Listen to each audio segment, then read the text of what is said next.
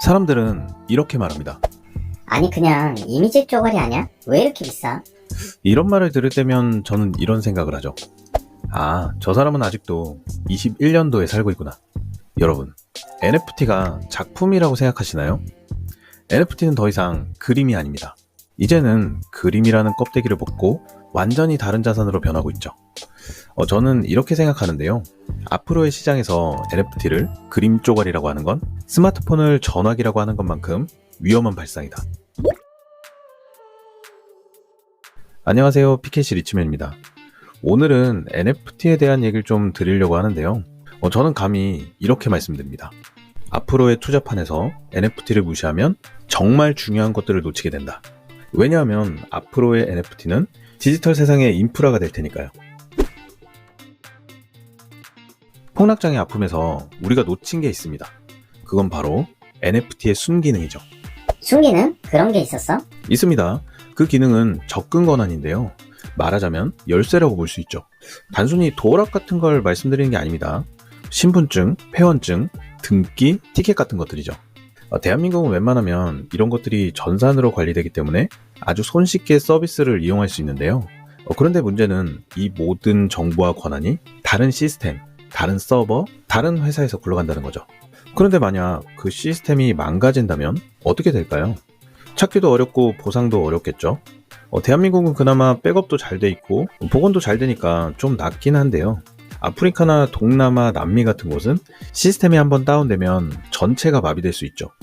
부동산 등기가 사라져서 누가 집주인인지 증명을 못하기도 합니다. 그런데 더구나 전쟁이라도 난다면 원래 내 거였어요. 아무리 하소연해도 증명하지 못할 겁니다. 이해가 되시나요? 시스템이 무너졌을 때 어떤 일이 벌어질지 한번 생각해 보시라는 겁니다. 우리 위메프 사태가 터지고 나서 어떤 상황이 생겼나요? 그런데 NFT는 이 모든 권한을 통합할 수 있습니다. 그렇기 때문에 특별하고 그렇기 때문에 위험하기도 하죠. 또한 그렇기 때문에 기회가 되기도 합니다. 사람들은 착각을 하죠. 그림이 예뻐서 비싼 거 아니야? BAYC가 10억이나 갔던 이유가 그림이 예뻐서일까요? 아닙니다. 누군가는 열 수 없는 문을 열었기 때문이죠. VIP 네트워크, 커뮤니티, 파티, 특정 사람들만이 들어올 수 있는 공간. 이건 또 하나의 경제 참여권입니다. 일부 NFT는 생태계의 방향성, 업데이트, 보상 구조에 대한 의결권도 갖는데요. 채굴권이나 수익권, 아이템 제작 같은 경제권을 부여하기도 하죠. 이건 모두 가치를 만들어낼 수 있는 권리입니다. NFT는 때론 회원권이 될 수도 있고 작은 사업체나 지분이 될 수도 있는데요. 이걸 모른다면 NFT 가격이요? 절대 이해하실 수 없을 겁니다. 웹에는 두 가지 경제가 돌아가는데요. 눈에 보이는 경제, 눈에 보이지 않는 경제입니다. 눈에 보이는 경제는 인터넷, 콘텐츠, 쇼핑 앱 같은 것들이고요. 눈에 보이지 않는 경제는 권한, 액세스, 인증, 통제권 같은 거죠. NFT는 눈에 보이지 않는 이 권한 경제를 표면 위로 끌어올리는데요.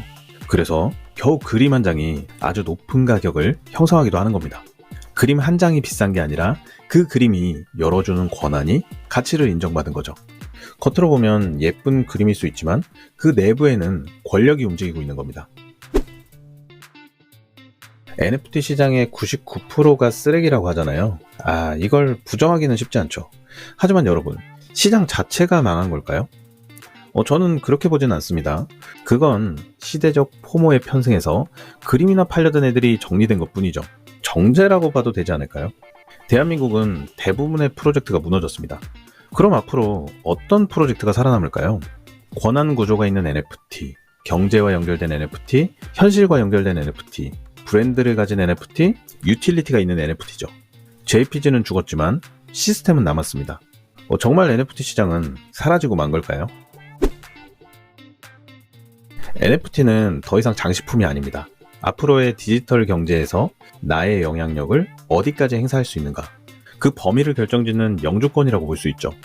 세금을 걷고 사람을 모으고 경제를 만드는 것. 권한이라는 건 경제적 흐름을 창조하는데요. 지금도 비슷하죠.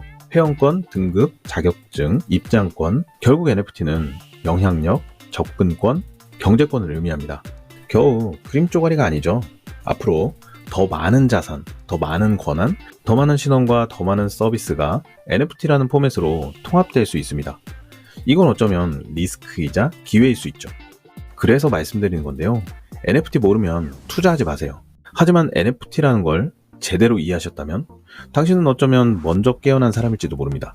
그리고 저는 단순한 그림이 아니라 하나의 생태계, 하나의 경제권, 그리고 하나의 디지털 주권을 가진 프로젝트에 투자했죠.